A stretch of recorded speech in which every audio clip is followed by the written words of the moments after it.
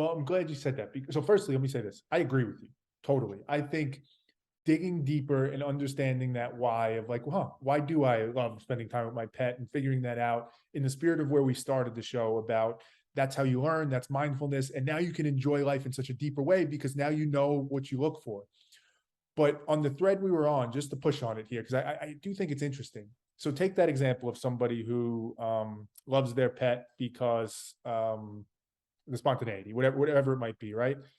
As you start to ask why, that theory I think still might hold, where if you keep going far enough down to the root, you're going to get to a why, which is some life experience that resulted in you feeling like spontaneity is important to me. That's something that makes me feel good. Right. And that's where I question where maybe that's okay. Maybe that's fine. Like, oh, now I know where that came from and that makes me feel good. And that's all that matters. And it makes me feel good. So I'm going to kind of use that in how we said. But if you kept pushing and said, well, if you really think about it, it's just because of that experience or that thing, therefore it's not really core to who I am.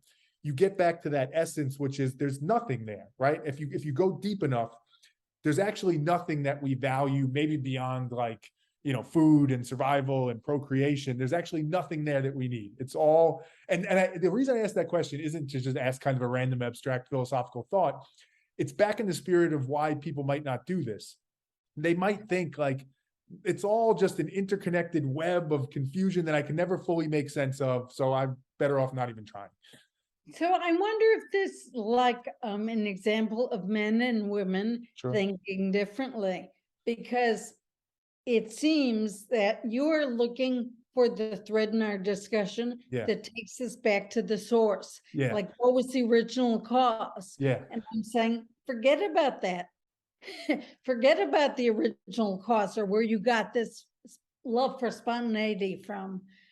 By seeing this pattern, you know how to find this thing that you love in more things in your environment, and you could make choices to be around this spontaneity more often or act more spontaneously yourself.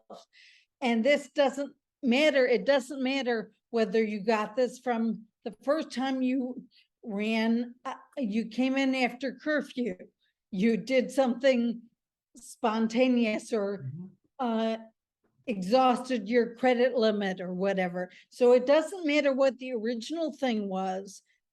Tracing it back to the first time you had this experience doesn't matter. But what does matter is that you could use these past experiences to understand how things really affect you. And when you could see a pattern of something in its essential state that affects you positively, it seems to make sense to look for these kind of experiences and more things and put yourself in position to experience more of these types of situations. Yeah. Yeah. No, I think you're right. I think you're spot on in that assessment. I'll press one more because I love that you're right, because I think I'm learning about myself in this too.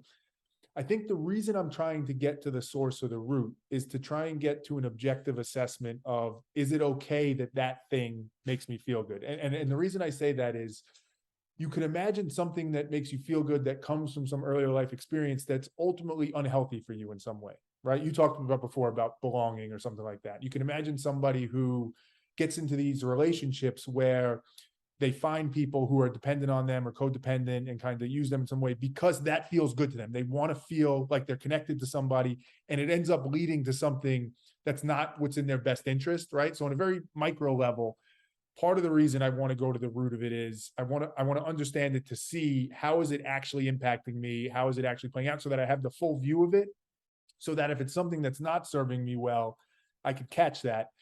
On a more macro level, in the same vein though, I think where I come to it is, if the unexamined life isn't worth living, right? And being aware and thoughtful, I take that to the, I don't think we can stop. I don't think there's a point we can hit where we're like, but just stop questioning there because you've gotten enough information. To me, it's, I need all, I'm not saying this is right, by the way, this might be the flaw in how I think, but I need to go all the way. I need to understand the whole thing. Then I'll assess what it is and what it means.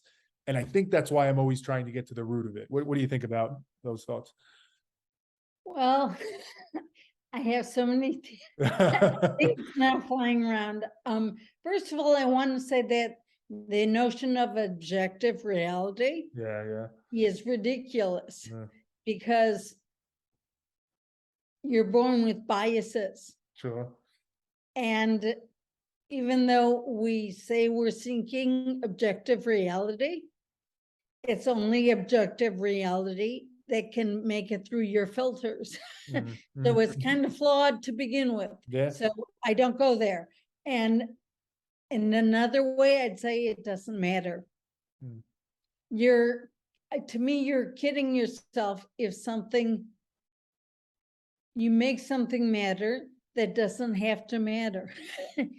That where you got it from is that important.